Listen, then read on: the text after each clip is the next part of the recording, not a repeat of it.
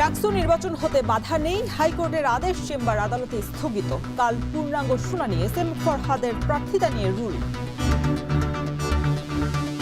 ঢাকা বিশ্ববিদ্যালয়ের ডাকসু নির্বাচন পরিচালনার ক্ষেত্রে এই মুহূর্তে কোনো বাধা থাকলো না। নির্বাচন নিয়ে ষড়যন্ত্র চলছে, বিএনপির প্রতিষ্ঠা বার্ষিকীতে মির্জা ফখরুল। পিআর ইস্যুতে জাতীয় সংলাপ আয়োজনের আহ্বান জামায়াত নেতা বড়োয়ারের। জরুরি অবস্থা জারি বা তত্ত্বাবধায়ক সরকার গঠনের মতো পরিস্থিতি হয়নি। নির্বাচন পদ্ধতি নিয়ে দলগুলোতে মতভেদ থাকলেও মিটে যাবার আশা আইন উপদেষ্টার।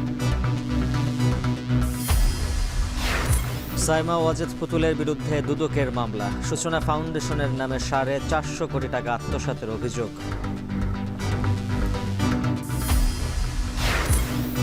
এবং বিসিবি নির্বাচন নিয়ে কাটল শঙ্কা, অক্টোবরের প্রথম সপ্তাহেই ভোট। 3 মৌসুমের জন্য বিপিএল পরিচালনার ভার যাচ্ছে মার্কিন কোম্পানির কাছে।